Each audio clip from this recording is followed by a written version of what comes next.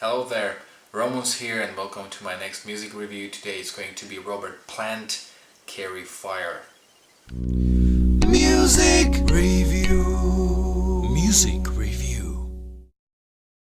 Robert Plant is considered to be the best singer in rock music, and even though I don't really like terms or adjectives like the best when talking about music, it's very easy to see why he's so appreciated, especially when you listen to the first Led Zeppelin's album from 1969. He was 21 at that time and his vocal performance is as good as it can get. Everybody knows Robert Plant as the frontman and singer of probably the most famous rock band ever, Led Zeppelin. Of course, Led Zeppelin broke up in the early 80s. Robert Plant has released quite a lot of solo albums since the band broke up, and it was actually 3 years ago when I got introduced to his solo work. Of course, I've been a fan of Led Zeppelin for quite some time, but I somehow wasn't interested in what the other band members did after the Led Zeppelin ended, except the Coverdale Page album, which is really fantastic.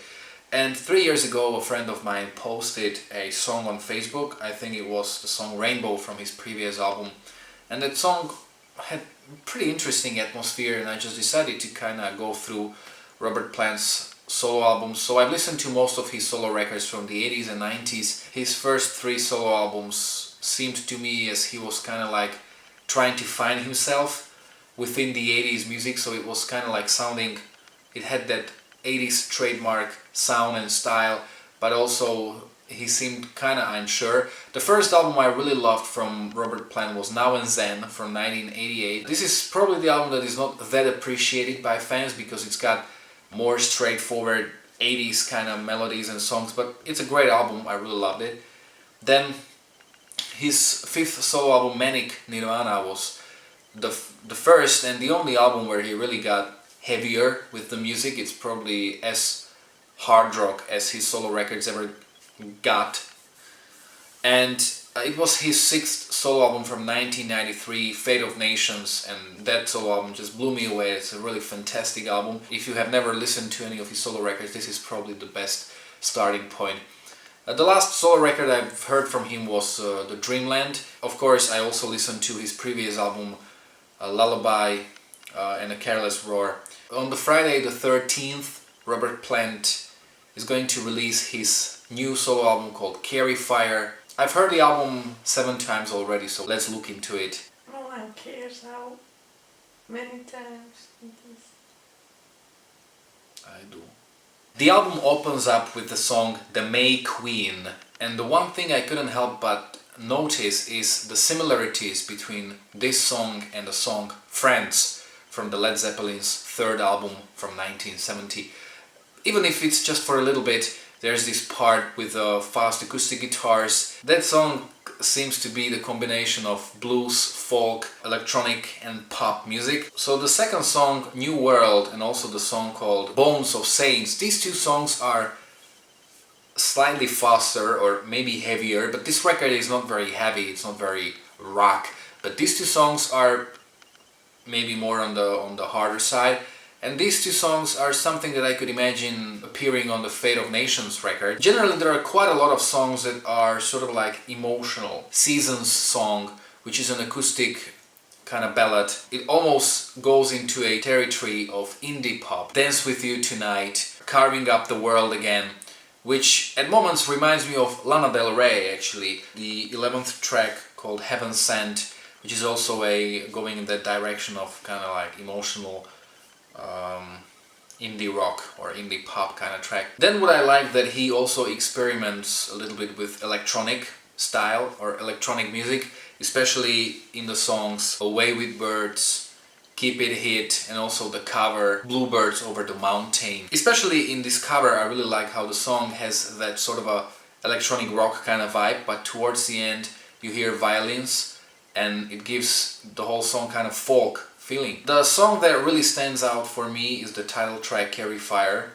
which seemed to be world music with a lot of Eastern influences. Generally, I think that this album is pretty versatile when it comes to the music styles. I'm not really sure how much Robert Plant is responsible for this, or the band that records and writes music with him, which is called the Sensational Space Shifters, and they've been playing with him on the last 2 or 3 albums. I really like how much he blends different music genres, but on the other hand, the whole record seemed to be quite different from the previous one in that it's not very melody based. It's more about feeling. It's a very sonic album, and even from the arrangements point of view, there are just, of course, this band that supports him or that plays with him, the Shapeshifters. It's a band with quite a lot of musicians, got a lot of different instruments, but somehow the album maintains slightly minimalistic approach. I would describe the whole album as a very emotional journey. One of the things, this may be a bad thing for somebody, others may appreciate it. It seems like there's not really that much happening in the songs. Like, very few times it happens that song goes on and suddenly you hear a change or a big chorus or a, the whole record pretty much has the steady flow, and it's like, I don't know, if you have seen the TV show True Detective, it was this very slow storytelling, and it was just so slow, and the whole record sounds like that. For me, in a good way. It's like I can imagine sitting on a meadow and watching a sunset and thinking about life and stuff like that, and that's exactly where I would listen to this record. This is definitely not an album for a couple of listenings. You have to listen to it quite a lot of times. I still think I haven't discovered everything I could have, because it's a record that, even though it can work as a sort of a background music, so you put it on and you can do whatever stuff you want, like you can read an article or you can go out. But on the other hand, this is a record that really requires you to focus on what's going on in order to kind of differentiate between the songs and find certain details. So it's a very slowly moving album, but its uniqueness is also in this. I really love Robert Plant, and I really like how much different his music is from that of Led Zeppelin. Well, what would be the point of having solo albums if you do the same stuff again, right? I think that this is a pretty solid album. If you are a Robert Plant fan, and now I mean his solo albums, I think you can like this one a lot. If you like the previous album, I think you will like this one as well, even though it's slightly more difficult to listen to. It's been 3 years since I've heard the previous album, Lullaby and the Careless Word, but I kind of think that I liked that one better because it was slightly more melodic, it was more melody based than based on emotions. So as to the score, I decided to give this album 8 points out of 10. I don't know why. Recently all the reviews I do, I give 8 points, but all of these albums were really quite amazing. So if you have never heard of Robert Plant, then what the hell's wrong with you? Go on and start listening to Led Zeppelin. If you have never listened to his solo records, I would say a very good starting point is Fate of Nations. And if you like that album, you can also check the last 2 of his records. I think that the new album is very good. I like how distinctive sonically and how unique from a viewpoint of a style this album is. It's kind of music that is not really released that often these days. And I like that Robert Plant still seems quite relevant in this age of kind of meaningless music everywhere.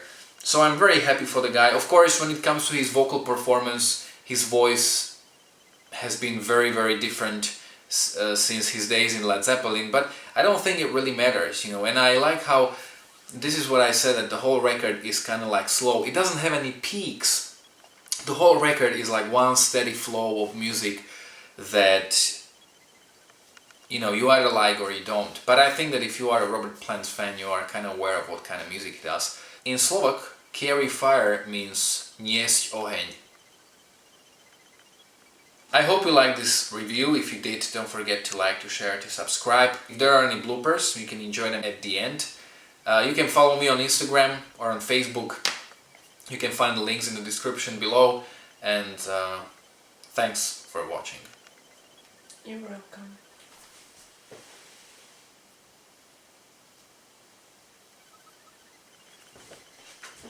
This song seemed to be like a combination of blues, folk. Then it wasn't. Cheers. And I would say that from a songwriting point of view, you've got I hate it.